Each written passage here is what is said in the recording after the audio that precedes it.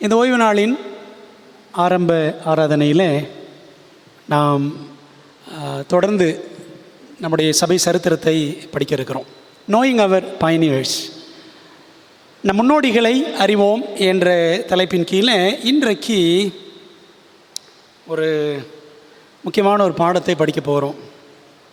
என்ன தலைப்பில்னா dangerous year 1956, ஆபத்தான ஆண்டு 1956. செவன்த் அட்வென்டிஸ்ட் திருச்சபையின் சரித்திரத்தில் சில வருஷங்கள் மிக மிக முக்கியமானவை. 1844 எப்படி முக்கியமானது? ஆண்டவர் இயேசு கிறிஸ்து வருவார் என்று அக்டோபர் 22, 1844 நம்முடைய முன்னோடிகள் ஆரம்ப காலத்தில் எதிர்பார்த்து காத்திருந்தார்கள். ஆனால் ஆண்டவர் இயேசு கிறிஸ்து வரவில்லை. மாபெரும் ஏமாற்றம் 1844 ஆண்டில் நிகழ்ந்தது. 1888, 1888 அதுவும் நம்முடைய திருச்சபையின் வரலாற்றில் மிக முக்கியமான வருஷம். ஏனென்றால் அந்த வருஷத்தில் தான் ஆண்டவர் இந்த திருச்சபைக்கு கொடுத்த ஒரு மிகப்பெரிய வெளிச்சம். என்ன வெளிச்சம்? விசுவாசத்தினால் வரும் நீதி, ரைச்சஸ்னஸ் பை ஃபெய்த் மெசேஜ் என்ற செய்தி நம்ம போன வாரம் படித்தோம். அந்த வரிசையில் 1956 என்ற வருஷம் பெரும்பாலும் என்னன்னு அநேகருக்கு தெரியாத ஒரு முக்கியத்துவம் வாய்ந்த வருஷம். அப்படி அந்த வருஷத்தில் என்னதான் நடந்தது என்பதை இதுவரைக்கும் நம்ம கேட்டிருக்க மாட்டோம், சரிங்களா? ஆனால் இன்றைக்கு நாம் அதை படிக்க வேண்டியது அவசியம். இந்த சபை சரித்திர வரலாற்றில், சபை சரித்திர பாடங்களில் இது மிகவும் முக்கியமானது. ஆகவே நம்முடைய சபை சரித்திரம் அதற்கு பதில் சொல்லட்டும். இந்த 1956 எப்படி முக்கியமானது என்பதை நாம் ஜெபத்தோடு கற்றுக்கொள்ள போகிறோம். ஜெபம் நம்ம கண்களை மூடி. எங்கள் நல்ல தகப்பனே, இந்த நல்ல ஓய்வு நாளின் மாலை பொழுதுக்காக நன்றி செலுத்துகிறோம். ஆண்டவரே, இப்பொழுதும் உடைய வேதாகமத்தையும் சரித்திரத்தின் பக்கங்களையும் நாங்கள் திரும்பி பார்த்து கற்றுக்கொள்ள வேண்டிய பாடங்களை கற்றுக்கொள்ள ஆவியானவர் எங்களுக்கு உதவி செய்ய வேண்டும் என்று ஜெபிக்கிறோம். முத கரத்தில் ஒப்புக் கொடுக்கிறோம். கர்த்தர் பேசும் முத தெய்வீக பிரசன்னங்கள் மத்தியில் இருப்பதற்காக நன்றி. ஆவியானவர் அசைவாடி எங்களை சகல சத்தியத்திற்குள் வழிநடத்தும்படியாய் ஒப்புக் கொடுக்கிறோம். ஆண்டவரே, கர்த்தாவை சொல்லும் அடியார்கள் கேட்கிறோம். நீர் பெருகவும் நாங்கள் சிறுகவும் உதவி செய்யுங்க. இயேசுவின் நாமத்தில் ஜெபிக்கிறோம் நல்ல பிதாவே, ஆமென். 1956 இந்த ஆண்டு எதற்கு முக்கியமானது, விசேஷமானது என்றால், புதிய இறையியல் உட்புகுந்த ஆண்டு. நியூ தியாலஜி நம்முடைய திருச்சபைக்குள்ளே புகுந்த ஒரு ஆண்டு. நியூ தியாலஜி அல்லது புதிய இறையியல் என்ற வார்த்தையை அட்வென்டிஸ்ட் போதகர்கள் அநேகர் அடிக்கடி கேள்விப்பட்டிருப்பார்கள். ஆனால் புதிதாக பாஸ்டராக இருக்கிறவர்களுக்கு, புதுசாக பாஸ்டர் படித்து வந்தவங்களுக்கு இதெல்லாம் தெரியாது. ஆனால் நியூ தியாலஜி தான் படிச்சிருப்பாங்க. அது என்ன என்று அநேகர் ஒருவேளை கேள்வி கேட்கலாம். நமது பிரியமான மீதமான திருச்சபையின், அட்வென்டிஸ்ட் திருச்சபையின் அடிப்படை தூண்கள் எதெல்லாம் என்றால், விசுவாசத்தினால் நீதிமானாகுதல், விசுவாசத்தினால் பரிசுத்தம் அடைதல், விசுவாசத்தினால் மகிமை அடைதல், ஆசரிப்பு கூடாரம், பாவ நிவாரணம், கிறிஸ்துவின் விழுந்து போன மனித சாயல், தீர்க்க தரிசன ஆவி, தேவ பிரமாணங்களுக்கு 10 கட்டளைகள் கீழ்ப்படிதல் போன்ற சத்தியங்களை மட்டுப்படுத்தி பிரசங்கிக்கவும் எழுதவும் செய்வது மேற்கூறியுள்ள மேன்மையான சத்தியங்களை அளிப்பதற்கு சமமாகும். இதெல்லாம் நமக்கு இருக்கக்கூடிய மிக முக்கியமான சத்தியங்கள். இந்த சத்தியங்களை முக்கியமில்லை என்று பிரசங்கிக்கவும், அது அதனோட முக்கியத்தன்மையை, அதனோட முக்கியத்துவத்தை மேன்மைப்படுத்தி எழுதாமல் அதை குறைத்து மதிப்பிட்டு எழுதும்படி செய்வது சத்தியத்துக்கு விரோதமான செயல். அப்படிதானே? இவ்விதம் உட்புகுத்தப்படுகிற அசத்தியம் கலந்த பிழையான கோட்பாடுகளே புதிய இறையியல் ஆகும். அதாவது நம்ம வச்சிருக்கிற இந்த சத்தியங்கள், அடிப்படை சத்தியங்கள், இந்த சத்தியங்களுக்கெல்லாம் ஆப்போசிட்டாக எதிர்மறையாக, அதற்கு எதிர்விதமாக பேசுவதும், அதற்கு எதிரடையாக எழுதுவதும் இதாங்க நியூ தியாலஜி, புதிய இறையியல் என்று சொல்லுவார்கள். 1956 வருஷத்தில் அப்போது இருந்த ஜெனரல் கான்ஃபரன்ஸ் பிரசிடெண்ட் போதகர் ரூபன் ஃபிகர், நம்முடைய ஜெனரல் கான்ஃபரன்ஸினுடைய 15வது பிரசிடெண்ட் ரூபன் ஃபிகர், இவருடைய ஆதரவின் பேரில் தான் Seventh-day அட்வென்டிஸ்ட்ஸ் answer questions on doctrine, உபதேசங்கள் பற்றிய கேள்விகளுக்கு செவன்த்-டே அட்வென்டிஸ்டுகள் பதிலளிக்கிறார்கள் என்ற புத்தகம் இந்த பிரசிடெண்ட் காலகட்டத்தில் தான் வெளிவந்தது. ரூபன் ஃபிகர் இங்கே பார்க்குற பார்த்தீங்களா, அவர் தான் ரூபன் ஃபிகர். அந்த புத்தகத்துக்கு சுருக்கமாக என்ன பேருன்னு பார்த்தீங்கன்னா questions on doctrine, சுருக்கமாக questions on doctrine, QOD அப்படின்னு சொல்லுவான். இந்த புத்தகம் எப்படி உருவாச்சு, இதனுடைய சுவாரஸ்யமான அதே சமயத்தில் மிகவும் வேதனையான வரலாறு என்ன என்பதை செவன்த்-டே சபையில் இருக்கிற பெரும்பான்மை மக்களுக்கு தெரியாது. சரிங்களா? நிறைய போதர்களுக்கு தெரியாது, நிறைய தலைவர்களுக்கு தெரியாது, நிறைய விசுவாசிகளுக்கு தெரியாது. ஆனால் இன்றைக்கு நாம் அதை படிக்க வேண்டும். ஏன் அது அவ்வளோ அவசியம் என்பதை படிக்க படிக்க நமக்கு புரியும். புதிய இறையியலின் முன்னோடிகள், இந்த புதிய இறையியல் நியூ தியாலஜி, இதற்கு பைனியர்ஸ் யார் யார் அப்படின்னு பார்க்கணும். 1956 வருஷத்துக்கு பிறகு தான் புதிய இறையியல் திருச்சபைக்குள் நுழைந்தது அப்படின்னு நம்ம தவறாக நினைத்து விடக்கூடாது. ஏனென்றால் அக்கிரமத்தின் ரகசியம் அதற்கும் 1956க்கும் முன்பு இருந்தே கிரியை செய்து கொண்டு தான் இருக்கிறது. அக்கிரமத்தின் ரகசியம் விசுவாச துரோகம். பைபிளில் படிக்கிறவங்கள 2 தெசலோனிக்கர் 2ஆம் அதிகாரத்தில் விசுவாச துரோகம் முந்தி நேரிடும் அப்படின்னு படிக்கிறோம். Falling away, apostasy. விசுவாச துரோகம்னா என்ன? அதாவது விசுவாசத்துக்குள்ளே இருந்துக்கிட்டே துரோகம் பண்ணுறது, அதான் என்னது விசுவாச துரோகம். கிறிஸ்தவத்தில் அது நடந்தது. அதாவது ஆண்டவர் ஆதி திருச்சபை உருவாக்கினார். என்னாச்சுன்னு பார்த்தீங்கன்னா அந்த திருச்சபைக்கு உள்ளே இருந்தே ஓநாய்கள் புறப்பட்டன. சரிதானே? திருச்சபைக்கு உள்ளே இருந்தே துரோகம் வெளிவந்தது, தவறான உபதேசங்கள் வெளிவந்தது. அதான் விசுவாச துரோகம். அதே போல தாங்க மீதமான திருச்சபைக்குள்ளிருந்தும் ஆண்டவர் இந்த மீதமான திருச்சபையில் அற்புதமான சத்தியங்களை, வேதாகமத்தை அடிப்படையாக கொண்ட மகத்துவமான சத்தியங்களை கொடுத்திருக்கிறார். இந்த சபைக்குள்ளே இருந்தும் என்ன வந்துச்சான்? சில தவறான உபதேசங்கள் வெளிவந்துச்சு. சரிங்களா?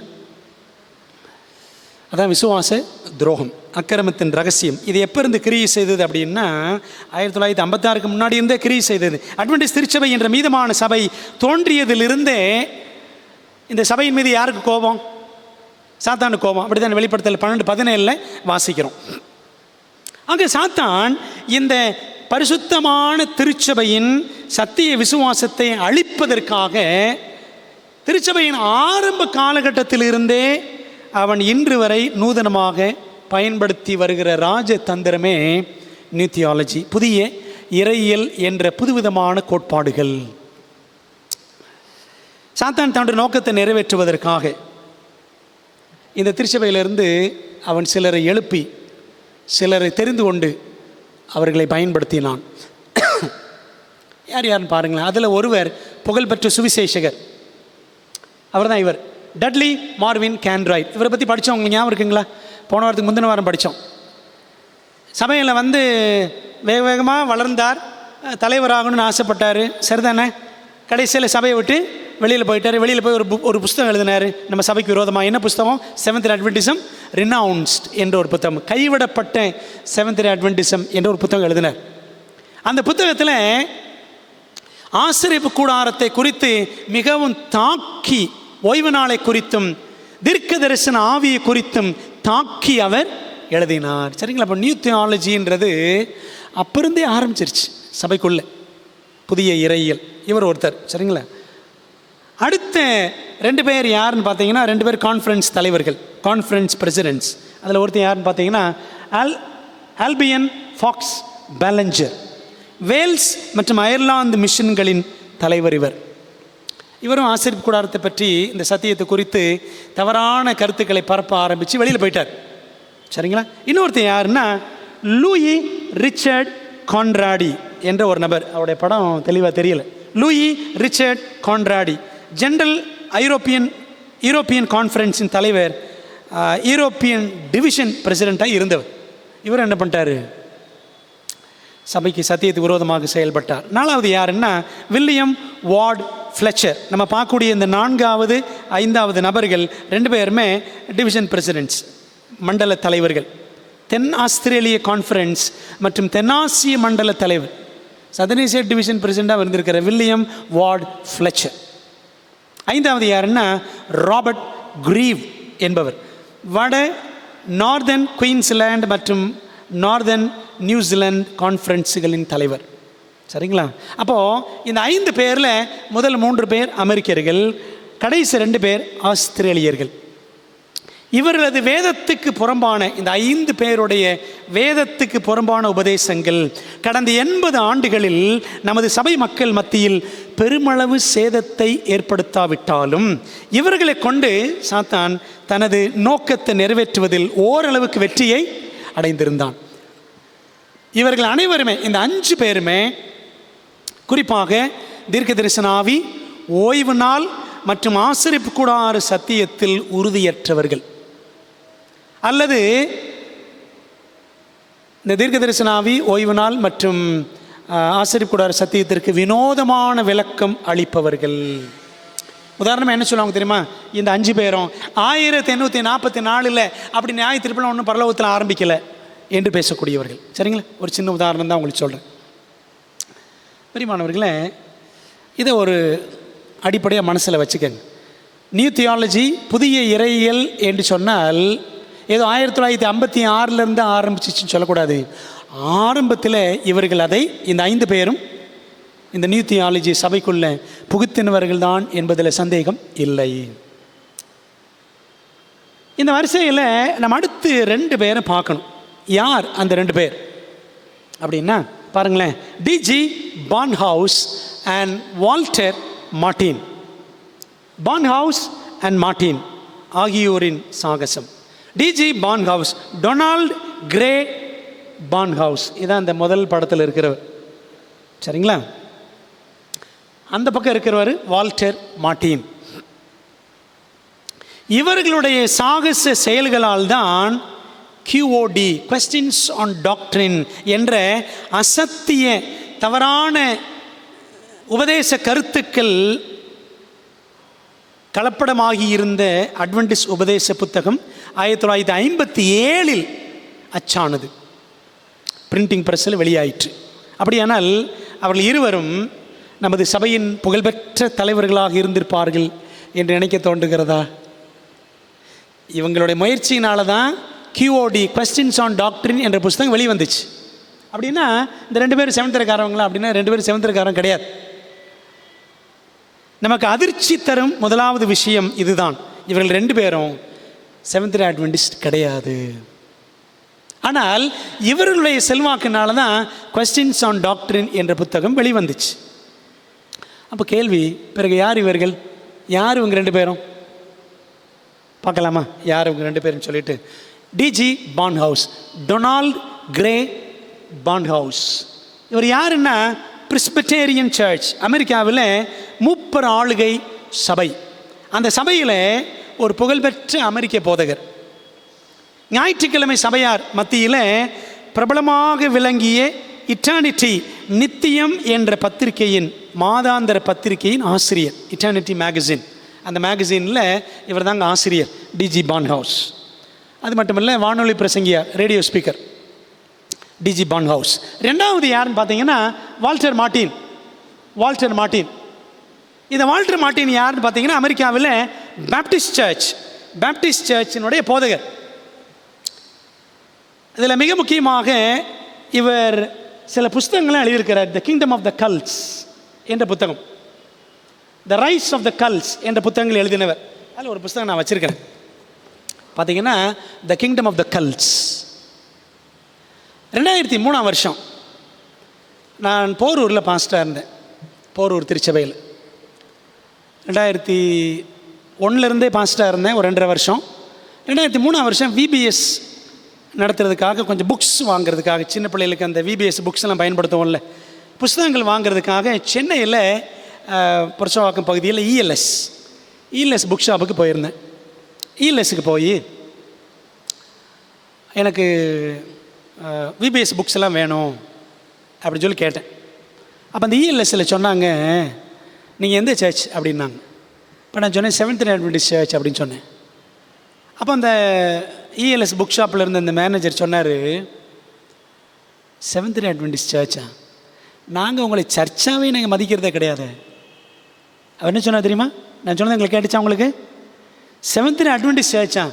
நாங்கள் உங்களை ஒரு சர்ச்சாகவே நாங்கள் கன்சிடர் பண்ணுறதே கிடையாது அப்படின்னார். நான் என்ன சொன்னாங்க, செவன்த் சர்ச்சுங்க, நான் செவன்த் சர்ச் போரூர்லேருந்து வர்றேன், விபிஎஸ்க்கு புக்ஸ் நிறைய வேணும், எங்களுக்கு கொஞ்சம் விலை கம்மியாக கொடுங்க, கன்செஷனில் கொடுங்கன்னு கேட்டேன். அவர் சொன்ன பதில் தான், நாங்கள் உங்களை சர்ச்சாகவே மதிக்கிறது கிடையாது அப்படின்னார். ஏன் இப்படி சொன்னார் அப்படின்னு யோசித்தாங்க. கொஞ்சம் அதெல்லாம் கொஞ்சம் படிக்க ஆரம்பிச்சு, ஏன் இப்படி சொல்கிறாங்க அப்படின்னு படிக்க ஆரம்பித்தேன். நான் சொன்னேன் பார்த்தீங்களா, இந்த வால்டர் மார்ட்டின், இவர் இந்த புஸ்தகத்தில் நம்மளை பற்றி எழுதியிருக்கிறார். செவன்த் டே சர்ச்சை பற்றி இதில் எழுதியிருக்கிறார். சரிங்களா? அப்படி என்ன தான் எழுதியிருக்கிறார் அப்படின்னு பார்த்தீங்கன்னா, இந்த புஸ்தகத்தில்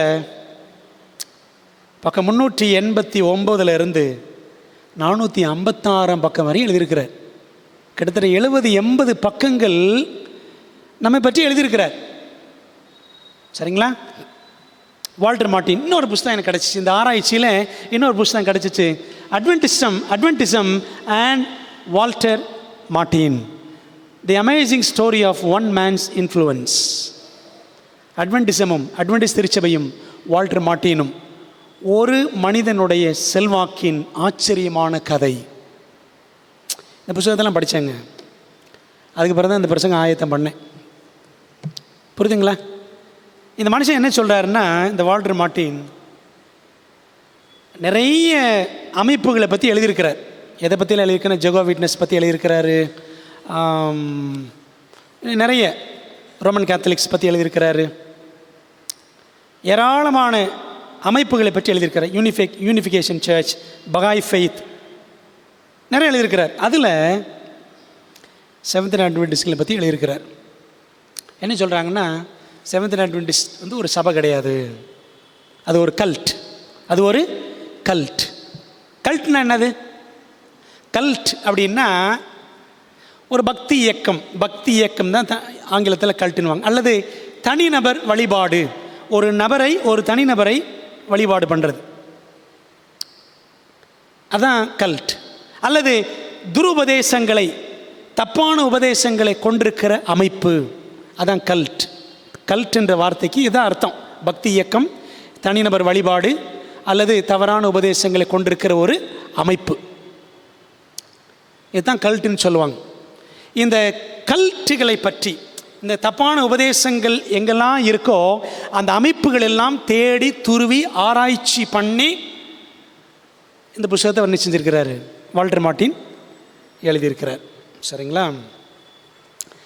ஓகே, தொடர்ந்து படிக்கலாம். இவர் தன்னுடைய ஆராய்ச்சியில் யெகோவா சாட்சிகள், ஆவி மார்க்கத்தார், கிறிஸ்டியன் சயின்டிஸ்ட், மார்மன்ஸ் கேள்விப்பட்டிருக்கீங்களா? சர்ச் ஆஃப் த லேட்டர் டே செயின்ட்ஸ்னு நிறைய இடத்துல இருக்குது, சென்னையில், கோயம்புத்தூர்லலாம் இருக்குது. செவன்த் அட்வென்டிஸ்டுகள் இதெல்லாம் உள்ளே சேர்க்கிறார். இந்த அமைப்புகள் எல்லாம் சபை என்று அழைக்கப்பட தகுதியற்றவர்கள் என்று குறிப்பிட்டார் வால்டர் மார்ட்டின். இந்த புக்லையும் அவர் எழுதியிருக்கிறார். சரிங்களா? சரி,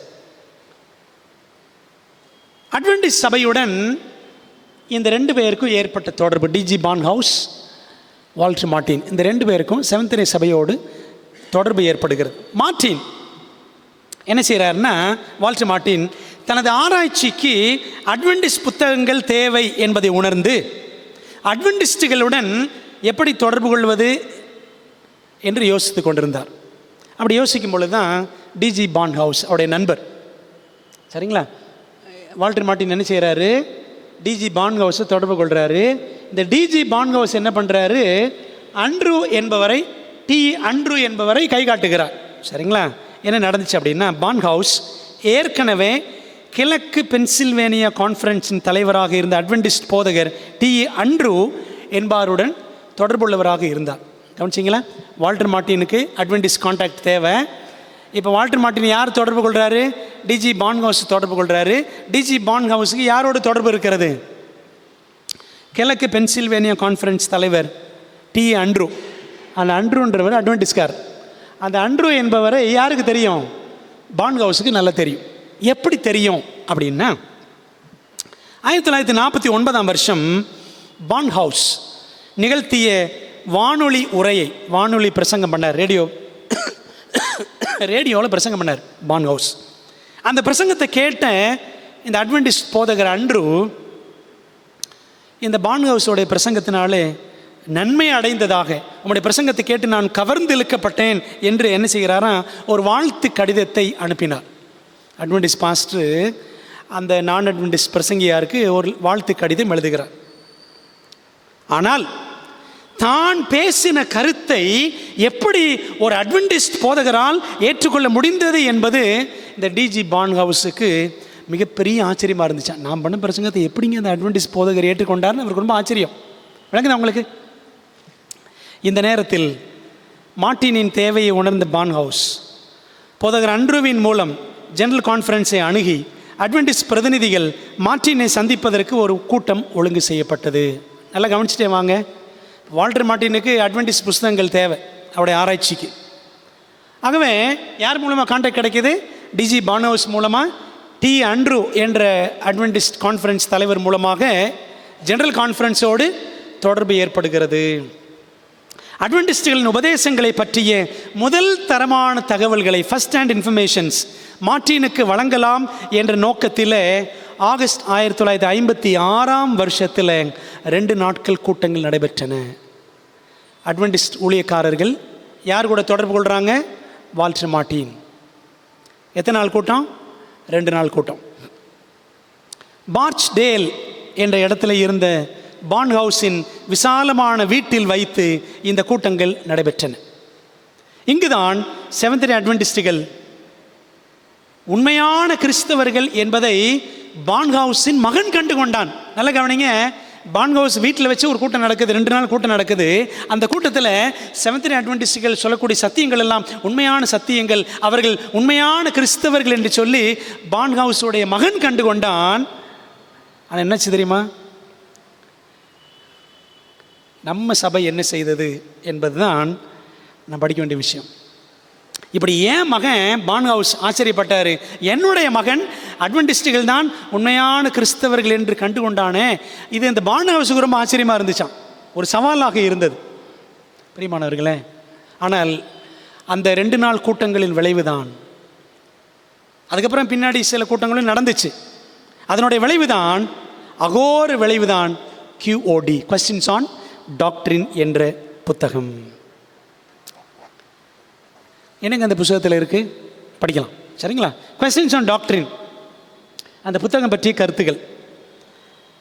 முற்றிலும் மோசமான அசத்தியத்தையே, தவறான உபதேசங்களையே ஆணித்தரமாக பேசுகிற ஒரு புத்தகம் என்று நாம் இந்த புத்தகத்துக்கு பட்டம் சூட்டி விடக்கூடாது, சரிங்களா? முற்றிலும் மோசமான ஒரு செவன்த் டே புத்தகம் நினச்சிடக்கூடாது. அந்த புத்தகத்தின் பல பகுதிகள் தேவனுடைய சத்தியத்தை மிக தெளிவாகவும் மிக கூரிய அறிவுடனும் விளக்குகின்றன. ஆனால் அதில் வேதாகம சத்தியம் குறித்ததான பிறழ்ச்சிகள் இருக்கத்தான் செய்தன. குறிப்பாக 3 மேஜர் எரர்ஸ். இந்த புத்தகத்தில் 3 முக்கியமான பெரும் பிழைகள் வேண்டுமென்றே உள்ளே கலந்து விடப்பட்டன, சரிங்களா? என்னென்னு பார்க்கலாம். 1957ஆம் ஆண்டின் பிற்பகுதியில் QOD, கொஸ்டின்ஸ் ஆன் டாக்ட்ரின் புத்தகம் ரிவ்யூ அண்ட் ஹெரால்ட் பதிப்பகத்தாரால் அச்சிடப்பட்டது. இந்த புத்தகத்தின் உருவாக்கத்திற்கு 14 முக்கியமான அட்வென்டிஸ்ட் தலைவர்கள் ஈடுபடுத்தப்பட்டிருந்தார்கள். அவங்களாம் யார் யாருன்னு சும்மா அந்த பெயர்களை மாத்திரம் கடகடன்னு பார்க்கலாம். சில பெயர்கள், சில படங்கள் கிடைக்கல. R.R. ஃபிகர், அப்போ இருந்த GC president, A.V. Olson, W.B. Oakes, L.K. Dixon, H.L. Rudy, J.A. Robinson, W.R. Beach, C.R. Dorey, F.D. Nichol, T.E. Andrew, R.A. Anderson, LeRoy Froom, W.E. Read, A.L. Ham. இப்படி 14 பேர்.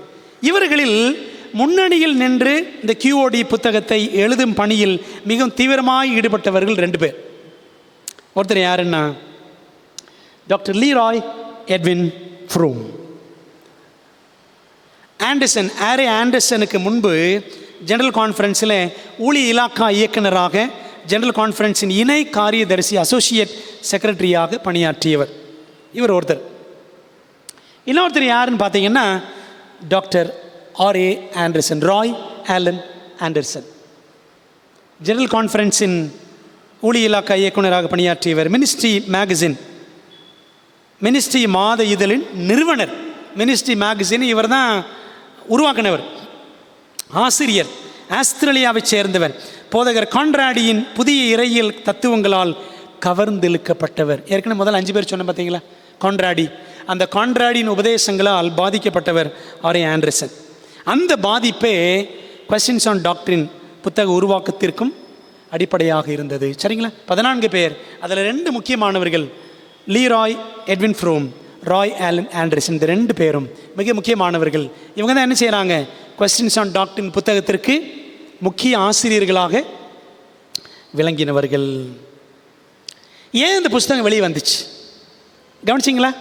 இப்போ பாருங்களேன், 2 பேர், 2 நான் அட்வென்டிஸ்ட்காரர்கள், அட்வென்டிஸ்ட் சபையை சேராத 2 பேர். ஒருத்தர் யார், டிஜி பான்ஹவுஸ். இன்னொருத்தர் யார், வால்டர் மார்ட்டின். இந்த 2 பேரும் ஞாயிற்றுக்கிழமை சபையை சேர்ந்தவங்க. அதில் ஒருத்தர் இந்த வால்டர் மார்ட்டின் நம்ம சபையை குறித்து ஆராய்ச்சி பண்ணுறதுக்காக சில புஸ்தகங்கள் வேணும்னு வர்றாரு. சரிதானே? அவருக்கு சில புஸ்தகங்கள்லாம் கிடைக்கிது. சில கூட்டங்களும் நடத்துகிறாரு. நம்ம அட்வென்டிஸ்ட் தலைவர்களோடு சில கூட்டங்கள் நடத்துகிறாரு இந்த வால்டர் மார்ட்டின். இந்த வால்டர் மார்ட்டின் இந்த கூட்டங்கள் நடத்துறதுக்கு பிறகு தான் கொஸ்டின்ஸ் ஆன் டாக்ட்ரின் புத்தகம் வெளிவந்தது. இப்போ படிச்சு பார்த்தீங்களா இந்த புத்தகத்தில், the amazing story of one man's influence. அந்த ஒரு மனுஷன் வால்டர் மார்ட்டின், அவருடைய செல்வாக்கு தான் இந்த கொஸ்டின்ஸ் ஆன் டாக்ட்ரின் புத்தகத்தையே வெளியே வர வச்சிச்சு. அப்படி என்னங்க இந்த புத்தகத்தில் இருந்துச்சு? ஏன் இந்த புத்தகம் வெளிவந்தது? கொஸ்டின்ஸ் ஆன் டாக்ட்ரின், உபதேசங்கள் பற்றிய, உபதேசங்கள் மீதான கேள்விகள் என்ற புத்தகம். ஏன் இந்த புஸ்தகம் வெளிவந்தது? ஏன் இந்த புஸ்தகம் வெளிவரணும்னு வால்டர் மார்ட்டின் தூண்டினார்? அல்லது நம்ம ஆட்கள், நம்முடைய தலைவர்கள் ஏன் அதற்கு இணங்கினார்கள்? கேள்வி வருதா பிரியமானவர்களே? அதுக்கு என்ன காரணம் அப்படின்னா, சொன்ன பார்த்தீங்களா, இந்த புக்கில் என்னென்னு இருக்குது, செவன்த் டே அட்வென்டிசம் என்னது? இது ஒரு கல்ட். இதை சர்ச்சின் என்ன செய்யணும்? இது சபையாக அங்கீகரிக்கப்பட வேண்டும். செவன்த் டே அட்வென்டிசம் துருபதேசங்களை கொண்ட அமைப்பு என்ற பட்டியலில் இருக்குது. இதை சபை என்ற நிலைமைக்கு கொண்டு வரணும். விளங்குதா உங்களுக்கு? இதுக்கு தாங்க இந்த நாடகம் எல்லாமே. மார்ட்டினின் மனதில், வால்டர் மார்ட்டின் மனதில் 2 மிக முக்கியமான பிழையான உபதேசங்கள் ஆழ பதிந்திருந்தன வால்டர் மார்ட்டின் மனசில். என்ன தெரியுமா? 1, கிறிஸ்துவின் பாவ நிவாரண ஊழியம் சிலுவையிலேயே நிறைவேறிவிட்டது. இது உண்மையா? ஆண்டவர் இயேசு கிறிஸ்துவின் பாவ நிவாரண ஊழியத்தை அவர் சிலுவையிலேயே நிறைவேற்றி முடிச்சிட்டாரு. நிறைவேற்றி முடிச்சிட்டாரா?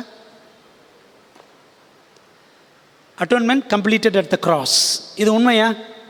ஆண்டவர் இயேசு கிறிஸ்து பாவ நிவாரண ஊழியத்தினுடைய முதல் பகுதி எங்கே நிறைவேற்றினார்? சிலுவையில் நிறைவேற்றினார். பாவ நிவாரண ஊழியத்தின் கடைசி பகுதி தான் எங்கே? பரலோக, சரிதானே? பரிசுத்த ஸ்தலம், மகா பரிசுத்த ஸ்தலம். விளங்குதா உங்களுக்கு? ஆனால் இவர் சொல்கிற உபதேசம் என்ன? சிலுவையில் நிறைவேற்றி முடிச்சிட்டார். ரெண்டாவது உபதேசம் என்ன அப்படின்னா, கிறிஸ்துவின் பாவமற்ற மனித சாயல், அதாவது கிறிஸ்துவானவர் விழுகைக்கு முன்னான ஆதாமின் சாயலுடன் பூமியில் பிறந்தார். இப்போ கேள்வி சிம்பிளாக உங்களுக்கு நான் கேட்குறேன், ஆண்டவர் இயேசு கிறிஸ்து எந்த சாயலில் இந்த பூமிக்கு வந்தார்? விழுந்து போன சாயலில் வந்தாரா? விழுந்து போகாத சாயலில் வந்தாரா? ஆண்டவர் இயேசு கிறிஸ்து விழுந்து போன சாயலில் வந்தாரா? விழுந்து போகாத சாயலில் வந்தாரா? விழுந்து போன சாயலில் தான் வந்தார். கிரைஸ்ட் கேம் இன் ஃபாலன் ஹியூமன் நேச்சர். விழுந்து போன மனிதனின் சாயலில்தான் இயேசு கிறிஸ்து மனிதனாக பிறந்தார். அப்படித்தான் பைபிள் சொல்லுது, அப்படித்தான் எலன் ஒயிட்டும் சொல்கிறாங்க. புரியுதுங்களா? இந்த 2 உபதேசங்கள் தான், 2 அடிப்படையான தவறான உபதேசங்கள் தான் யார் மனசில் இருந்துச்சு? வால்டர் மார்ட்டின் மனசில் இருந்துச்சு. இந்த 2 உபதேசங்களையும் அட்வென்டிஸ்டுகள் ஒத்துக்கொண்டால் அவர்கள் ஒரு சபையாக அல்லது கிறிஸ்தவர்களாக ஏற்றுக்கொள்ளப்படுவார்கள் என்பதே மார்ட்டினின் அபிப்பிராயம், மார்ட்டினின் வாதம். விளங்குச்சா உங்களுக்கு? இந்த 2 உபதேசங்களையும் நீங்கள் ஏற்றுக்கிறீங்களா? நீங்கள் ஏற்றுக்கிட்டீங்கன்னா அட்வென்டிஸ்ட்ஸ், you will be considered as a church, you will be called as Christians. இந்த 2 உபதேசங்களை இயேசு கிறிஸ்து ஆமாம்மா விழுந்து போகாத சாயலில் தான் வந்தார். ஆண்டவர் இயேசு கிறிஸ்து சிலுவையில் மரிச்சப்பவே அவர் பாவ நிவாரணத்தெல்லாம் நிறைவேற்றி முடித்து விட்டார். இந்த 2ஐயும் ஒத்துக்கிட்டீங்களா? ஒத்துக்கிட்டீங்கன்னா நீங்கள் கிறிஸ்தவர்கள். இது 2ஐயும் நீங்கள் ஒத்துக்கொண்டீர்கள் என்று சொன்னால் நீங்களும் ஒரு கிறிஸ்தவ சபை. இதை சொல்கிறதுக்கு அவர் யாருங்க? விளங்குதா உங்களுக்கு? நம்மை பார்த்து நீங்கள் சபையா இல்லையா, நீங்கள் கிறிஸ்தவர்களா இல்லையான்னு சொல்கிறதுக்கு அந்த ஆள் யாருங்க? இப்படி யாருமே கேட்கல. விளங்குதா உங்களுக்கு? இப்படி கேட்பதற்கு அப்போது இருந்த நம்முடைய தலைவர்கள் யாருக்குமே தைரியமே இல்லாமல் போச்சு. ஆனால் ஒருத்தர் இருந்தார், படிக்கலாம், போப்போ படிக்கலாம். பிரியமானவர்களே, சற்று நாம் சிந்திக்க வேண்டும். சற்று சிந்தியுங்கள் சகோதரரே. கிறிஸ்துவின் பாவ நிவாரண ஊழியம் சிலுவையிலேயே முடிந்து போய்விட்டதா? இல்லையே. அது இன்னும் பரலோக மகா பரிசுத்தலத்தில் கிறிஸ்துவால் நிறைவேற்றப்பட்டு கொண்டிருக்கிறது அல்லவா? ஆண்டவர் இயேசு கிறிஸ்து உயிரோடு எழுந்தார், மரித்து உயிர்த்தெழுந்தார். கிபி 31 பரிசுத்த ஸ்தலத்தில் பிரவேசித்தார். அதுக்கப்புறம் மகா பரிசுத்தலத்தில் பிரவேசித்தார். இதான பைபிள் சொல்லுகிற உண்மை. அப்படியானால் மார்ட்டினின் முதலாம் நிபந்தனையை நாம் ஏற்றுக்கொண்டால் அது கிறிஸ்துவின் பரலோக மகா பரிசுத்தல பாவ நிவாரண ஊழியத்தை அர்த்தமற்றதாக்கி பரலோக ஆசரிப்பு கூடாரமே இல்லை என்ற நிலைக்கு நம்மை கொண்டு வந்துவிடும். புரியுதா உங்களுக்கு? பரலோக ஆசரிப்பு கூடாரமே அவசியமில்லை என்ற ஒரு நிலைக்கு கொண்டு வந்துடும். சரிங்களா? இப்படித்தான் யாரெல்லாம் போதிக்க ஆரம்பித்தார்கள் ஆரம்பத்தில். டட்லி, மார்வின் கேன்ரைட், ஆல்பியன் ஃபாக்ஸ் பேலஞ்சர், நம்முடைய சபையில் இருந்த அட்வென்டிஸ்டுகளே ஆரம்பத்தில் இப்படி தான் போதிச்சு கடைசியில் வெளியே போயிட்டாங்க. சரிதானே? டெஸ்மண்ட் ஃபோர்ட், இப்படி நிறைய பேர் இருக்கிறாங்க. பிரியமானவர்களே, இது ஒரு காரியம். 2வது பாருங்க, விழுந்து போகாத மனித சாயலிலா கிறிஸ்து மனிதனாக பிறந்தார்? இல்லை. ஒருவேளை ஆண்டவர் இயேசு கிறிஸ்து விழுந்து போகாத மனித சாயலிலே அவர் பிறந்திருப்பார் என்று சொன்னால் அவர் எப்படிங்க உங்களுக்கு எனக்கு முன்மாதிரியாக இருக்க முடியும்? முடியாதுல்ல. He cannot be our example.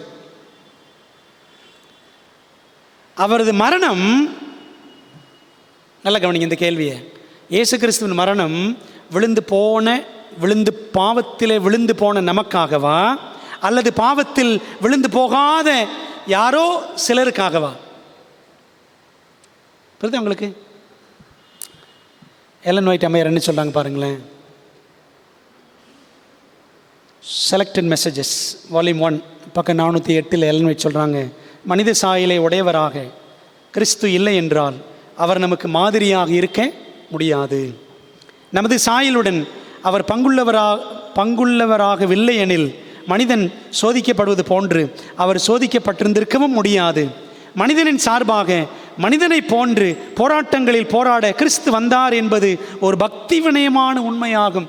அது ஆண்டவர் இயேசு கிறிஸ்து நம்முடைய சாயலில் விழுந்து போன மனிதனின் பாவ சாயலில் ஆண்டவர் இயேசு கிறிஸ்து அவர் பிறந்தார். இது ஆச்சரியமான ஒரு உண்மை. மனித இனம் முன்மாதிரியான அவரை பிரதிபலிக்க வேண்டும் என்பதை அவரது சோதனையும் வெற்றியும் நமக்கு சொல்கிறது.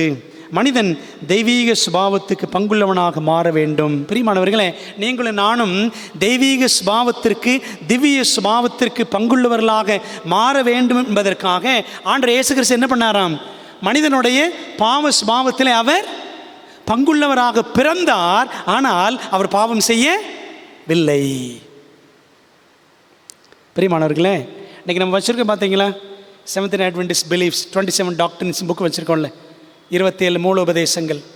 அதில் கூட போனீங்கன்னா பக்கம் 47, பக்கம் 49, இது 2 பக்கங்கள்லையும் சின்லெஸ்னஸ் ஆஃப் ஜீசஸ் கிரைஸ்ட் அப்படின்னு இருக்கும். சரிங்களா? சின்லெஸ்னஸ் ஆஃப் ஜீசஸ் கிரைஸ்ட், ஏசு கிறிஸ்துவின் பாவமற்ற தன்மை, அன்ஃபாலன் நேச்சர் ஆஃப் ஜீசஸ் கிரைஸ்ட் அப்படின்னு இருக்கும். ஏசு கிறிஸ்துவின் விழுந்து போகாத சாயல் அப்படின்னு இருக்கும். புரியுதா உங்களுக்கு? இதெல்லாம் எங்கேருந்து வந்துச்சு? எல்லாம் 1956. விளங்குது அவங்களுக்கு? 1956 தான் இதெல்லாம் இறக்குமதி ஆச்சு. அன்பானவர்களே, எபிரேயர் 2ஆம் அதிகாரம் மிக துல்லியமாக ஆண்டவர் இயேசு கிறிஸ்து எப்படிப்பட்ட சாயலில் வந்தார் என்பதை எபிரேயர் 2ஆம் அதிகாரம், ரோமர் 8ஆம் அதிகாரம் எல்லாம் நமக்கு தெளிவாக சொல்லுகிறது. எபிரேயர் 2ல் 1-2 வசனங்களை பாருங்களேன். எபிரேயர் 2ல் 16-17, ஆதலால் அவர் தேவதூதருக்கு உதவியாக கை கொடாமல் ஆபிரகாமின் சந்ததிக்கு உதவியாக கை கொடுத்தார். அன்றியும் அவர் ஜனத்தின் பாவங்களை நிவர்த்தி செய்வதற்கு ஏதுவாக தேவ காரியங்களை குறித்து இரக்கமும் உண்மையும் உள்ள பிரதான ஆசிரியராக இருக்கும்படிக்கு எவ்விதத்திலும் தம்முடைய சகோதரருக்கு ஒப்பாக வேண்டியதாக இருந்தது. எப்படி வந்தாரா? தம்முடைய சகோதரருக்கு ஒப்பாக வேண்டியதாக இருந்தது. சகோதரனா யாரு? நீங்களும் நானும் தான். நம்மை போல மாம்சத்தையும் இரத்தத்தையும் உடையவர் ஆனார் அப்படின்னு 14ஆம் வசனத்தில் படிக்கிறோம். 18ஆம் வசனம் பாருங்க. ஆதலால் அவர் தாமே சோதிக்கப்பட்டு பாடுபட்டதினாலே அவர் சோதிக்கப்படுகிறவர்களுக்கு உதவி செய்ய வல்லவராக இருக்கிறார். விழுந்து போன மனித சாயலில் இயேசு கிறிஸ்து வந்ததுனால தான் அவர் நமக்கு உதவி செய்ய வல்லவராக இருக்கிறார். அவர் விழுந்து போகாத சாயலில் அல்லது ஆதாமின் பாவத்திற்கு, ஆதாம் பாவத்தில் விழுந்தானே, அவன் பாவத்தில் விழுவதற்கு முன்னான சாயலில் இயேசு கிறிஸ்து வந்திருப்பார் என்று சொன்னால்,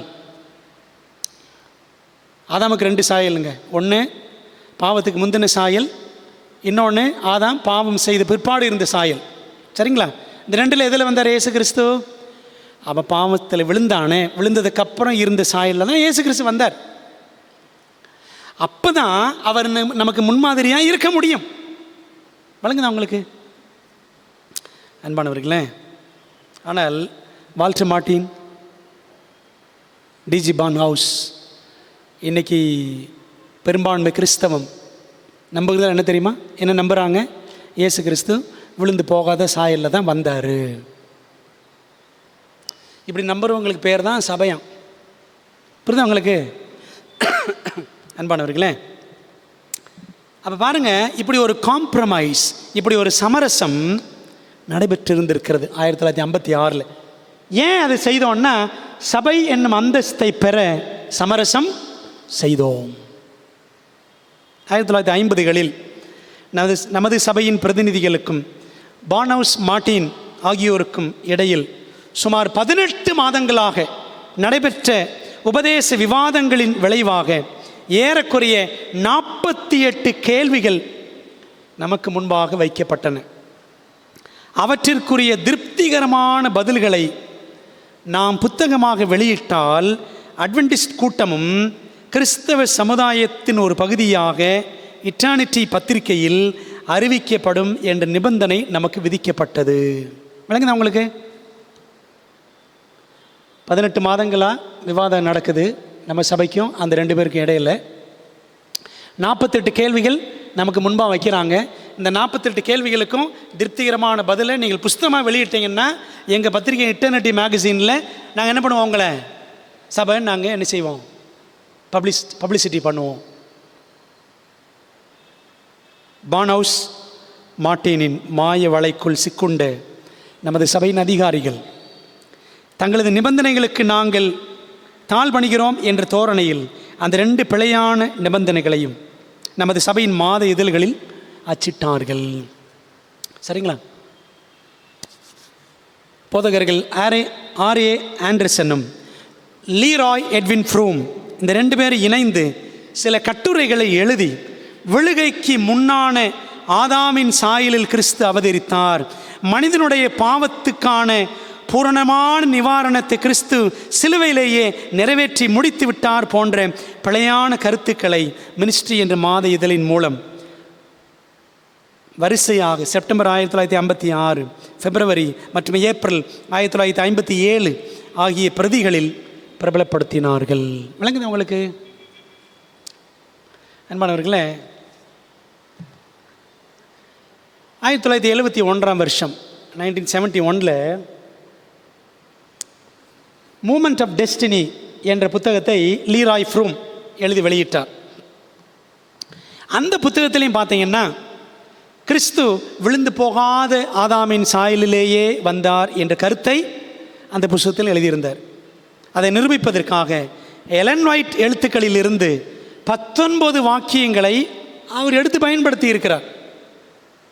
சரிங்களா? ஆச்சரியமாக இருக்குல்ல?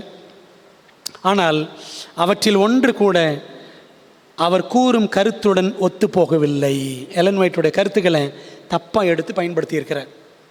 ஏனெனில் எலன் ஒயிட் 400க்கும் அதிகமான இடங்களில் கிறிஸ்துவின் விழுந்து போன சாயிலேயே உயர்த்தி பிடிக்கிறார். விளங்குது அவங்களுக்கு?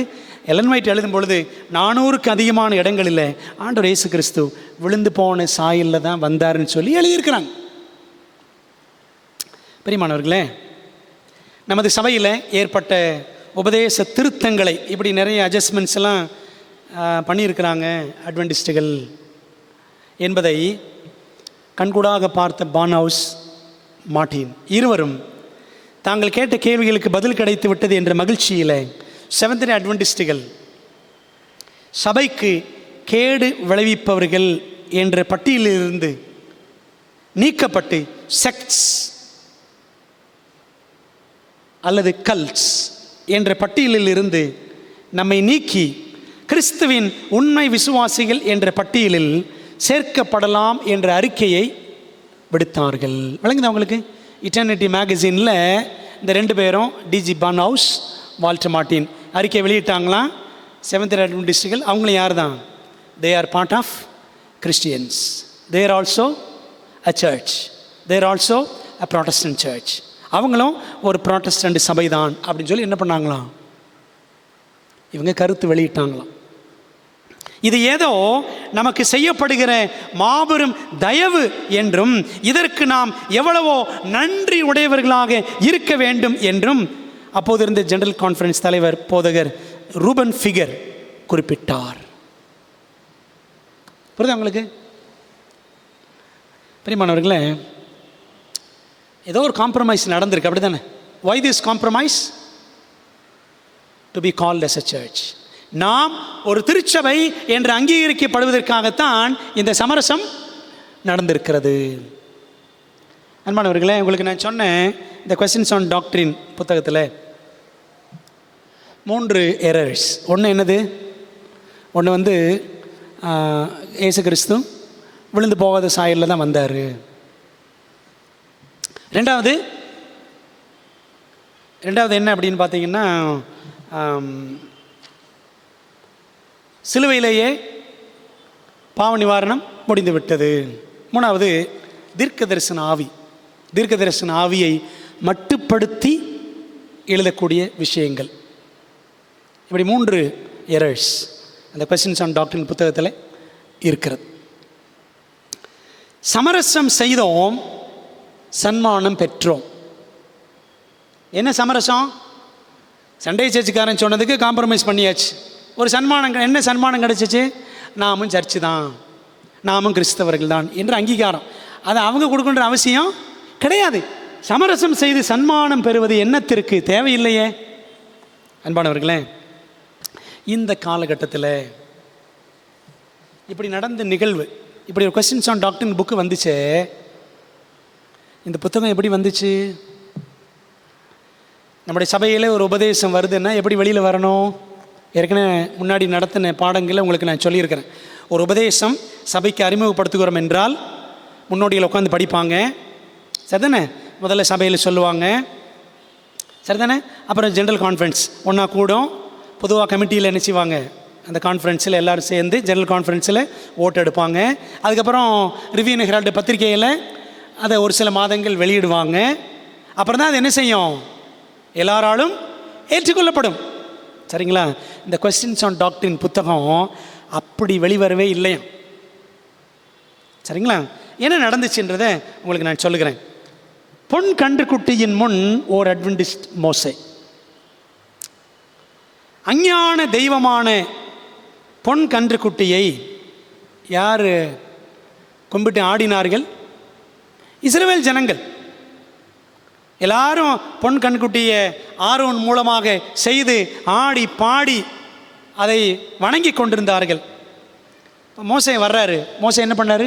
சீனாய் மலையிலிருந்து கீழே இறங்கி வந்து வைராக்கியம் கொண்டு எழும்பி அந்த பொன் கன்றுக்குட்டியை உடைத்து நொறுக்கி தவிடுபொடியாக்கி என்ன செய்தாராம்?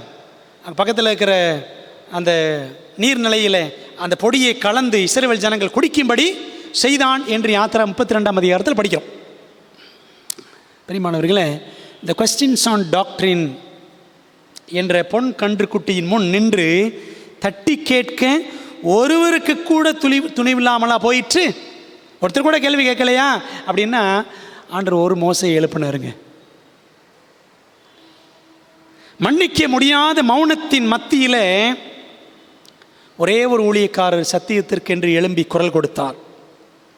அவர் தான் யாருன்னா, இங்கே பார்க்குறோம் பார்த்தீங்களா, எம்எல் ஆண்ட்ரியசன், மில்லியன் லாரிட்ஸ் ஆண்ட்ரியசன் அப்படின்னு சொல்லுவாங்க. சபையில் நம்முடைய ஸ்தாபனத்தில் நீண்டகால நிர்வாகியாக, கல்வியாளராக, எழுத்தாளராக விளங்கினவர்.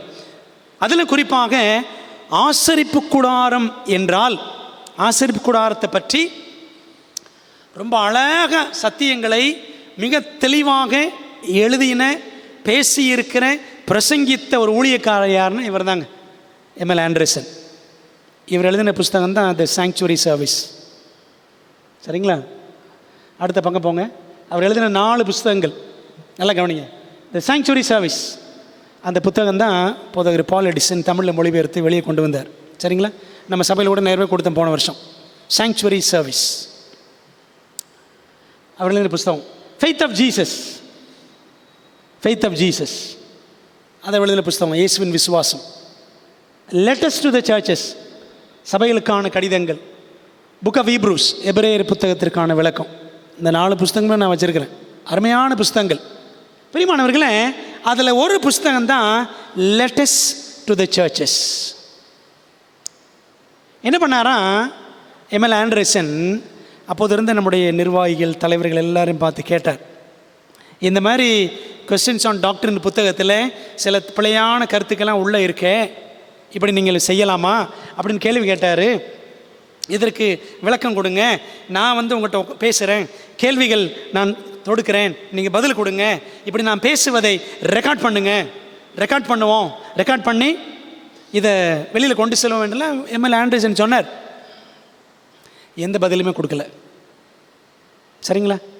அப்போ என்ன பண்ணாரா, இப்படி ஒரு ஊழியக்காரன் மிஷனில் தானும் ஒரு தலைவர், எலன் ஒயிட் தீர்க்க தரிசனாவி, வேதாகம சத்தியங்களில் மிகவும் தீவிரமானவர், வைராக்கியமானவர் எம்எல் ஆண்ட்ரசன். ஆனால் அவருடைய கருத்துக்கள் ஏற்றுக்கொள்ளப்படவில்லை.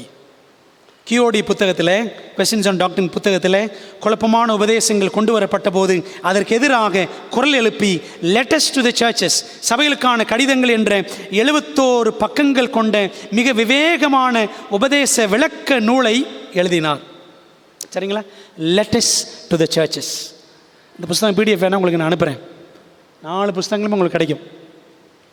Letters to the churches, the questions on doctrine என்ற புத்தகம் வந்த உடனே இவர் விளக்கம் கேட்டார், பதில் கிடைக்கல.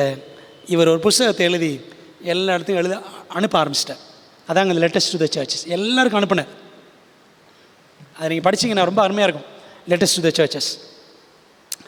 ஆனால் இந்த தப்பான உபதேசங்கள் கொஸ்டின்ஸ் ஆன் டாக்டரின் புக்கில் இருக்குது. இது சரியல்ல என்று இவர் ஒரு புஸ்தகம் எழுதினாரே, லெட்டர்ஸ் டு த சர்ச்சஸ், சபைகளுக்கான கடிதங்கள். சபையின் மேலதிகாரம் அவருக்கு தந்த பரிசு என்ன தெரியுமா? அவரது ஊழிய தகுதி சான்றிதழ்களை, மினிஸ்டீரியல் கிரெடென்ஷியல்ஸ் அவரிடமிருந்து உரிந்து கொண்டது. அவருக்கு இருந்த அந்த ஊழிய சான்றிதழ்களை, ஊழியத்தின் தகுதி சான்றிதழ்களை அவரிடத்திலிருந்து உரிந்து கொண்டது. அவரது நோக்கங்கள் மிகைப்படுத்தப்பட்டு கரைப்படுத்தப்பட்டன. நல்ல நோக்கத்துக்காக தான் அவர் பேசினார். அதை என்ன செஞ்சாங்க? மிகைப்படுத்தி கரைப்படுத்தி பேசப்பட்டது. இதனால் மிகுந்த மன வருத்தத்துக்குள்ளான ஆண்ட்ரியசன் சிறுகுடல் புண்ணிலிருந்து ஏற்பட்ட உதிரப்போக்கினால் பிப்ரவரி 19, 1962 மரித்து போனார். அன்பானவர்களே, கவனிங்க. ஞாயிற்றுக்கிழமை ஆசரிப்புக்காரர்களின் நிபந்தனைகளை நமது சபை ஏற்றுக்கொண்டு விட்டது. உண்மையான ஒரு அட்வென்டிஸ்ட் ஊழியனின் சத்தியத்திற்கான குரலை நமது சபை ஏற்காமல் கொன்று விட்டதே. ஆனால் அவர் மரித்து 10 நாட்களுக்குள், இதெல்லாம் சரித்திரம், நான் சொல்கிறது ஹிஸ்ட்ரி, நமது சபை அந்த எம்எல்ஏ ஆண்ட்ரியசன் மரித்து 10 நாட்களுக்குள் மார்ச் 1 1962 அந்த தேதியில் மீண்டும் அவருக்குரிய ஊழிய தகுதி சான்றிதழ்களை அவர் பெயரிலேயே திரும்ப நிலைத்திருக்க செய்யும்படி ஜெனரல் கான்ஃபரன்ஸ் காரியக்குழு தீர்மானம் நிறைவேற்றியது. புரியுதா உங்களுக்கு? புரிகிற மாதிரி சொல்கிறேனே. அவருடைய போதகர் அபிஷேகத்தை நீக்கிட்டாங்க. 10 நாள் கழித்து திரும்பவும் அந்த போதகர் அபிஷேகத்தை இல்லை இருக்கும் அப்படி சொல்லி அதை திரும்ப வச்சுட்டாங்க. விளங்குதா உங்களுக்கு?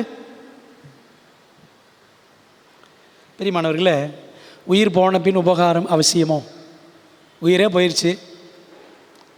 அதாவது சபை என்று உலகத்தான் நமக்கு ஒரு ரெக்கார்டு கொடுக்கணுன்றதுக்காக வேற சபை, புரியுதுங்களா? ஞாயிற்றுக்கிழமை சபைகள்லாம் சேர்ந்து நம்ம சபைன்னு சொல்லணுமாங்க? பெரியமானவர்களே, ஏழ்மை சொல்கிறாங்க பாருங்க. ஒரு ஆன்மீக நெருக்கடியின் போது அக்கறையின்றி இருப்பதும் நடுநிலையிலேயே நிற்பதும் வேதனை உண்டாக்கும் ஒரு குற்றமாகவும் தேவனுக்கு எதிரான மிகவும் மோசமான வகையிலான பகைமைக்கு சமமானதாகவும் தேவனால் கருதப்படுகிறது. ஒரு நெருக்கடியான ஆவிக்குரிய நெருக்கடி, சத்தியத்தின் நிமித்தம் ஒரு நெருக்கடி ஏற்படும் போது அக்கறை இல்லாமல் இருந்துடக்கூடாது. நியூட்ராலிட்டி, நடுநிலை வகித்து விடக்கூடாது. என்னால எனக்கு என்ன அப்படின்னு இருந்துடக்கூடாது. அப்படி இருப்பது வேதனை உண்டாக்கும் ஒரு குற்றம், தேவனுக்கு எதிரான மிக மோசமான வகையிலான பகைமைக்கு அது சமம். புரியுதா உங்களுக்கு? அப்படின்னு எல்மெட் எழுதுறாங்க. ஆனால் பாருங்கள், இந்த ஆண்ட்ரியசன் நடுநிலை வகிக்கலை, தைரியமாக கேள்வி கேட்டார். அவர் ஒருத்தர் தாங்க கேட்டார். ஆனால் என்ன சொல்லிட்டாங்கன்னா, இவர் சபை தலைவர்களுக்கு விரோதமாக பேசுகிறவர் அப்படின்னு சொல்லி அவர் முத்திர குத்தி அவருடைய கிரெடென்ஷியல்ஸ் ஊழிய தகுதி சான்றிதழ் அவரிடத்தில் பறித்து கொண்டார்கள். 10 நாளில் திரும்ப அவர் பேரில் நிலைக்க பண்ணினார்கள். பிரியமானவர்களே, இந்த நியூ தியாலஜி புரியுது உங்களுக்கு? இந்த கொஸ்டின்ஸ் ஆன் டாக்டரின் அடிப்படையில் தான் நியூ தியாலஜி இன்னும் வேகமாக பரவ ஆரம்பித்தது. உங்களுக்கு விளங்குற மாதிரி நான் சொல்கிறேனே. ஆண்டவர் இயேசு கிறிஸ்து சிலுவையிலேயே பாவ நிவாரண ஊழியத்தை நிறைவேற்றி முடித்து விட்டார். அப்படின்னா அதுக்கப்புறம் என்ன கிடையாது? பரலோக ஆசரிப்பு கூடாரம், கிறிஸ்துவின் அந்த பரலோக பிரதான ஆசாரிய ஊழியம், இதெல்லாம் முக்கியமே கிடையாது. விளங்குதா உங்களுக்கு? அது மட்டுமல்ல, ஆண்டவர் இயேசு கிறிஸ்து இந்த உலகத்தில் வாழ்ந்தார். எந்த சாயலில் வாழ்ந்தார்? விழுந்து போகாத மனித சாயலில் வாழ்ந்தார். அவர் நமக்கு முன்மாதிரி கிடையாது. அவர் மாதிரி இல்லாமல் நம்மளால் வாழ முடியாது. இயேசு கிறிஸ்து மாதிரியெல்லாம் வாழ முடியாதுங்க. விளங்குதா உங்களுக்கு? இது ஒரு தப்பான உபதேசம். இயேசு கிறிஸ்து போலெல்லாம் வாழ முடியாது. அவர் குணத்தை நம்ம பிரதிபலிக்க முடியாது. அப்போ என்ன செய்வோம்? நம்ம உலகத்தில் கடைசி வரைக்கும் பாவம் செஞ்சுக்கிட்டே தான் இருப்போம். பாவம் செய்வோம், மன்னிப்பு வாங்குவோம், பாவம் செய்வோம், மன்னிப்பு வாங்குவோம். ஆண்டவர் இயேசு கிறிஸ்து வர்ற வரைக்கும் பாவம் செஞ்சுக்கிட்டே தான் இருப்போம். அப்போது எப்போ கிறிஸ்தவ பூரணம் அடைவோம்? பர்ஃபெக்ஷன், கிறிஸ்தவ பரிபூரணம் எப்போ நம்ம கிடைக்கும்னா இயேசு கிறிஸ்து வர்ற டைமில் தான் கிடைக்கும் அப்படின்னு ஒருத்தர் எட்வர்ட் ஹெப்பன்ஸ்டால் என்று ஒரு போதகர், ஒருவேளை உங்களுக்கு தெரியாது, முக்கியமானவர்களுக்கெல்லாம் தெரியும் அவர் பேர் எட்வர்ட் ஹெப்பன்ஸ்டால். இவர் ஒரு உபதேசத்தை புகுத்தினார், நியூ தியாலஜி. புரியுதா உங்களுக்கு? இந்த நியூ தியாலஜி தாங்க, இந்த நியூ தியாலஜி நம்புகிறவர்கள் தான் இன்றைக்கி பல நிலைகளில் திருச்சபைகளில் தலைவர்களாக இருக்கிறார்கள். யாரும் சொல்ல மாட்டாங்க, நான் சொல்கிறேன் ஓப்பனாக. புரியுதா உங்களுக்கு? New theology. இந்த நியூ தியாலஜி என்ன போதிக்கும்? இயேசு கிறிஸ்து வர வரைக்கும் நீ பாவம் செஞ்சுக்கிட்டே தான் இருப்ப. You will be sinning until Jesus comes again. இயேசு கிறிஸ்து 2ஆம் வருகை வர்ற வரைக்கும் நீ பாவம் செஞ்சுக்கிட்டே தான் இருப்ப. பரிபூரணத்தில் நீ வளரவே முடியாது, பரிபூரணம் அடையவே மாட்டாய். புரியுதா உங்களுக்கு? அப்படி பைபிள் போதிக்கலை, அப்படி எலன் ஒயிட் போதிக்கலை. விளங்குதா அன்பான தேவ பிள்ளைகளே? இந்த நியூ தியாலஜி தாங்க இன்றைக்கி சபையில் நம்ம கற்பனைலாம் கை கொள்ள முடியாது, 10 கற்பனைலாம் கீழ்ப்படிய முடியாது, இயேசுவை போலலாம் மாற முடியாது. புரியுதா உங்களுக்கு? அந்த 2 பேர் பண்ண வேலை, டிஜி பான்ஹவுஸ், வால்டர் மார்ட்டின், இவங்க பண்ண வேலை தான் இன்றைக்கி சபையில் இம்பார்ட்டண்ட் காஸ்பல், ஃபால்ஸ் காஸ்பல், வீரியம் இழந்த சுவிசேஷம். சுவிசேஷம் என்ன செய்யுங்க? ஒன்று நம்முடைய பாவங்களை மன்னிக்கும், இன்னொன்று நாம் பாவத்தை ஜெயிக்க பலனும் நமக்கு கொடுக்கும். Gospel has 2 powers. சுவிசேஷத்துக்கு 2 வல்லமை இருக்குது, 2 சக்தி இருக்குது. ஒன்று நம்முடைய பாவத்தை மன்னிக்கும், இன்னொன்று பாவத்தை ஜெயிக்க பலனும் நமக்கு கொடுக்கும். விளங்குதா உங்களுக்கு? ஆனால் இந்த நியூ தியாலஜிக்கு அப்புறம், புதிய இறையில் உள்ள புகுந்ததுக்கு அது ஃபால்ஸ் காஸ்பலாக இன்றைக்கி நம்மகிட்ட இருக்கிறது என்னது? பெரும்பாலானவர்கள் பேசுவது பொய்யான சுவிசேஷம். நீ பாவம் செஞ்சுக்கிட்டே தான் இருப்ப, பொய்யான சுவிசேஷம். பிரியமான தேவ பிள்ளைகளே, இது யாரும் சொல்ல மாட்டாங்க, யாருமே இது பேச மாட்டாங்க. ஆனால் சத்தியத்தை நம்ம தெளிவாக புரிஞ்சுக்கணும். ஆண்டவர் இயேசு கிறிஸ்து விழுந்து போன மனித சாயலில் வந்தார். ஆண்டவர் இயேசு கிறிஸ்து பாவ நிவாரணத்தை சிலுவையில் மட்டும் முடிச்சிடல, தொடர்ந்து பரலோகத்திலையும் அதை செய்து கொண்டே இருக்கிறார். அன்பானவர்களே, இதன் தொடர்ச்சியை அடுத்த வாரம் நான் பேசுவேன். இன்றைக்கி இதோடு நான் முடிக்கிறேன். இதை தொடர்ச்சி நம்ம அடுத்த வாரம் படிப்போம். புதிய இறையியல் என்னும் பொன் கன்றுக்குட்டி இன்றும் உயிரோடு தான் உலாவிக் கொண்டிருக்கிறது. அதற்கு எதிராக உண்மை சத்தியத்தை உயர்த்தி பிடிக்கும் மோசையாக, ஒரு ஆண்ட்ரியஸனாக தேவன் நம்மை மாற்றும்படி நாம் நம்ம தேவனிடத்தில் ஒப்பு கொடுக்கணும். பிரியமானவர்களே, சத்தியத்துக்காக நிற்கிறவங்க ரொம்ப கம்மிங்க, ரொம்ப குறைவு. எத்தனை பேருங்க நின்னார்? ஒரே ஒருத்தர் தான் நின்னார், அப்படி தானே? ஒரே ஒரு ஆண்ட்ரியஸன் தான் நின்னார். இன்றைக்கி நீங்களும் நானும் சத்தியத்திற்காக நிற்கணும், உண்மைக்காக நிற்கணும். ஒப்பு கொடுப்போம். கர்த்தர் நம்மை ஆசீர்வதிப்பாராக. ஆமென். பரிசுத்தம் நிறைந்த எங்கள் பரமபிதாவே, உம்முடைய பரிசுத்த நாமம் மையப்படுவதாக. இந்த வருஷத்தின் கடைசி ஓய்வு நாளிலே நாங்கள் பிரவேசிக்கும்படி கர்த்தர் செய்திருக்கிறீர், அதற்காக நன்றி ராஜா. பரலோகத்தின் தேவன், எங்களுக்கு இந்த ஆண்டு நெடுகிலும் செய்த நன்மைகள் எல்லாத்துக்காக ஸ்தோத்திரம்ப்பா. தகப்பனே, உம்முடைய எல்லா கிருபைகளுக்காகவும் ஆசீர்வாதங்களுக்காகவும் நாங்கள் துதிக்கிறோம். ஆண்டவரே, உம்முடைய மாபெரும் கிருபை, நாங்கள் நல்ல சத்தியங்களை கற்றுக்கொள்வதற்கும் எங்களுக்கு தயவு பாராட்டி வருகிறீர், அதற்காகவே நாங்கள் துதிக்கிறோம், போற்றுகிறோம். ஆண்டவரே தகப்பனே, ஏராளமான முன்னோடிகள் சத்தியத்திற்காக நின்றிருக்கிறார்கள். அந்த வரிசையில் இன்றைக்கு நாங்கள் எம்எல் ஆண்ட்ரேசன் பற்றி நாங்கள் படித்தோம். ஆண்டவரே, பொன் கன்றுக்குட்டி முன்பாக தைரியமாய் நின்ற ஒரு மோசையை போல தகப்பனே, பிழையான உபதேசங்கள் அடங்கின ஒரு புத்தகத்துக்கு எதிராக குரல் கொடுத்த ஆண்ட்ரியஸனை போல் ஆண்டவரே, இந்த கடைசி நாட்களிலே சத்தியத்திற்காக நிற்பதற்கு எங்களுக்கு ஆண்டவர் பலனை கொடுக்க வேண்டுமா என்னுடைய சமூகத்தில் நாங்கள் வேண்டுகிறோம். தகப்பனே, பெரும்பாலானவர்கள் சத்தியத்திலிருந்து பின்வாங்கி போனாலும் வரக்கூடிய நெருக்கடியான காலங்களில், இக்கட்டான காலங்களில் அநேகர் சத்தியத்தை விட்டு பின்வாங்கி போக நேரிடும். உமக்காக நிற்கப் போகிறவர்கள் வெகு சிலரே, மீதமானவர்கள் ஒரு சிலரே. ஆமாண்டவரே, அந்த மீதமானவர்கள் கூட்டத்தில் எங்களில் யார் யார் நிற்போம் என்பது எங்களுக்கு தெரியல. ஆண்டவரே தகப்பனே, சத்தியத்தை பின்பற்றுவதில் இப்பொழுதே நாங்கள் அநேக விஷயங்களில் சமரசம் செய்கிறவர்களாக இருக்கிறோம். இந்த நிலையை கர்த்தர் மாற்றுங்க. சத்தியத்திற்காக உண்மையாய் வைராக்கியமாய் நிற்கிற உள்ளத்தை, உறுதியை எங்கள் எல்லாருக்கும் நீங்கள் தாங்கப்பா. கர்த்தாவே, நாங்கள் சத்தியத்தை உண்மையாய் பின்பற்றுகிற உள்ளத்தை எங்களுக்கு தாரும், மாய்மாலம் பண்ணாதபடிக்கு. தகப்பனே, சத்தியத்தை கடைபிடிக்கிறோம் என்று வெறும் வாயினால் மாத்திரம் சொல்லுகிறவர்களாய் காணப்படாதபடி, வெளிவேஷம் போடுகிறவர்களாக இராதபடி கர்த்தாவே சத்தியத்தை சத்தியமாக பேசுகிறவர்களாக, சத்தியத்தை சத்தியமாக கை கொள்ளுகிறவர்களாக நாங்கள் விளங்குவதற்கு எங்களுக்கு உதவி செய்யும். கர்த்தாவே எங்களை தாழ்த்தி ஒப்பு கொடுக்கிறோம். ஆண்டவர் இயேசு கிறிஸ்து எங்களுக்காக ஆபிரகாமின் சந்ததிக்கு உதவியாக கை கொடுத்தார் என்பதை நாங்கள் படித்தோம். ஆண்டவரே, விழுந்து போன எங்களுக்காக, விழுந்து போன எங்களுடைய சாயலில் வந்த இயேசுவுக்காக ஆண்டவருக்கு நாங்கள் ஸ்தோத்திரம் செலுத்துகிறோம்.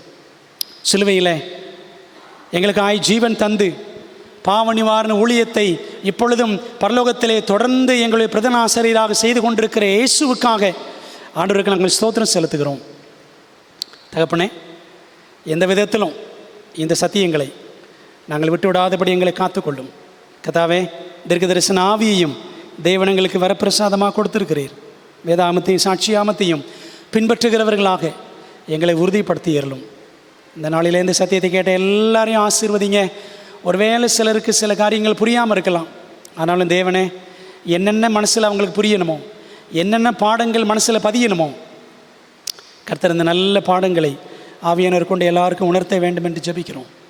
கர்த்தாவே, இந்த இரவில் எங்களோடு கூட இருந்து ஓய்வு நாள் முழுவதும், இந்த ஓய்வு நாளில், இந்த வருஷத்தின் கடைசி ஓய்வு நாளில் ஆராதனைகள் எல்லாம் நீர் ஆசீர்வதியும்.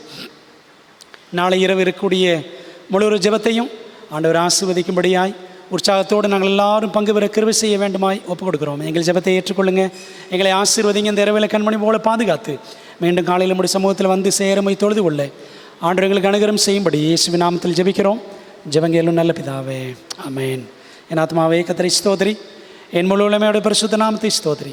என் ஆத்மாவே கர்த்தரை ஸ்தோத்திரி, அவர் செய்த சகல உபகாரங்களையும் மறவாதே, ஆமென். நம்முடைய கர்த்தராக இருக்கிற இயேசு கிறிஸ்துவின் கிருபையும் பிதாவாகிய தேவனுடைய அன்பும் ஆவியானவரின் ஐக்கியமும் ஆசீர்வாதம் தேவதூதர்களின் காவலும் வழி நடத்தலும் இந்த நாளிலே தேவ சமூகத்தில் காத்திருக்கிற ஆன்லைன் இணைந்திருக்கிற கர்த்தருடைய பிள்ளைகள் எல்லாரோடும் என்றும் என்றும் சதா காலங்களிலும் தங்கியிருப்பதாக, ஆமென்.